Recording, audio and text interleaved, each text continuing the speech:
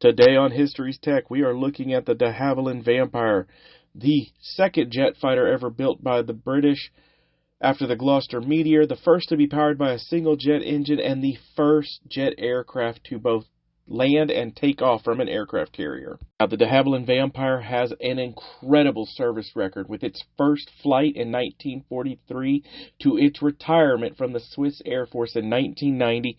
It has an amazing career full of records and achievements. Let's go ahead and hear about the story of the de Havilland Vampire. Now, the story of the Vampire begins in 1941 when Sir Henry Tizard, who is very important to the development of radar and even the octane ratings on modern-day gasoline, came to a proposal with de Havilland for a new fighter aircraft using the new jet propulsion that was starting to become revolutionary.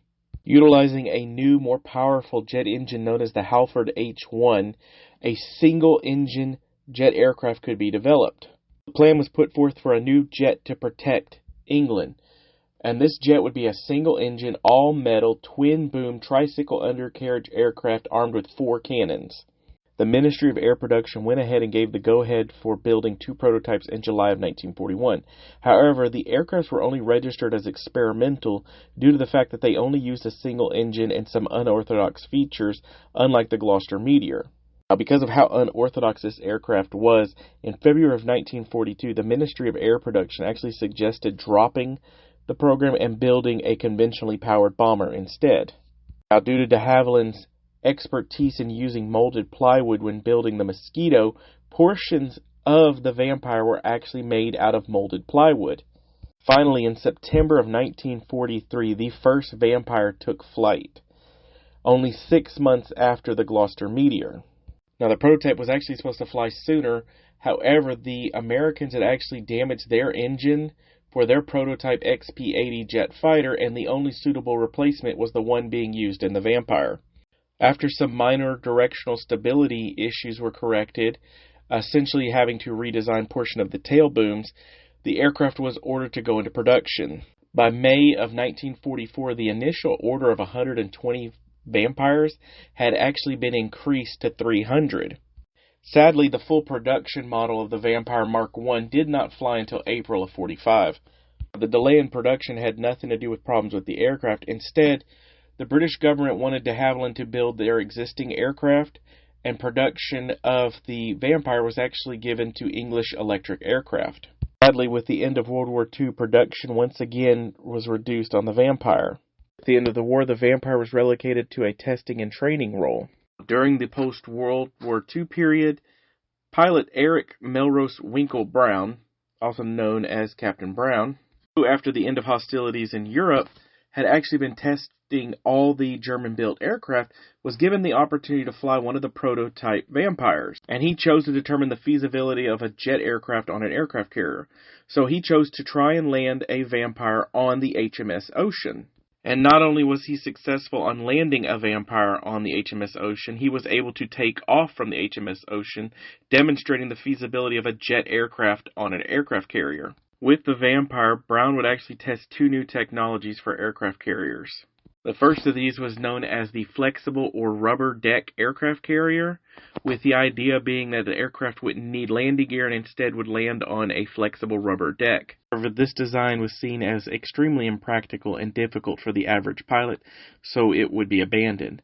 Now, another design that Brown tested with the Vampire was actually the idea of an angled deck off to the side of the aircraft carrier, and this would actually become standard practice on future aircraft carriers. Following World War II, the Vampire Mark I's would be entered into an interceptor role, with the growing hostilities occurring as the Cold War started to heat up.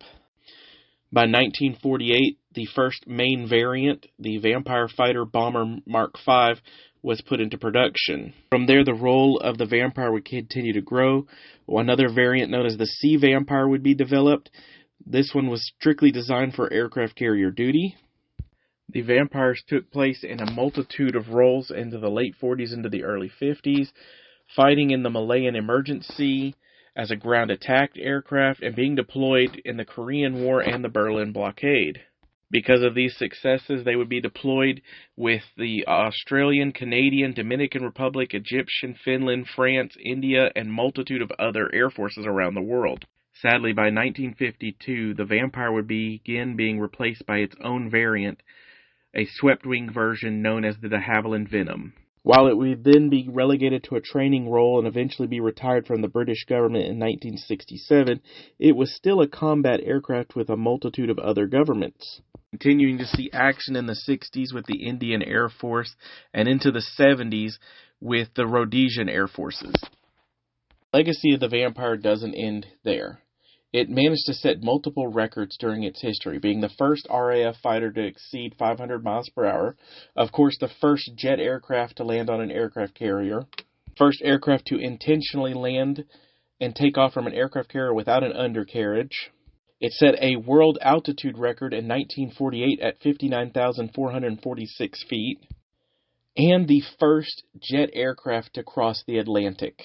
And it's no wonder, with all of those records and all the countries it served in, that there's more than 180 examples still in existence inside of 30 countries, with 17 of those still flying. And even more amazing, 4 of them have been modified to become racing aircraft.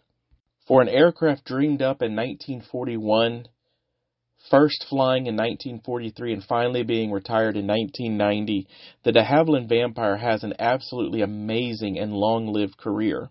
With so many enthusiasts and airframes still in existence, it more than likely has a long career for generations to come.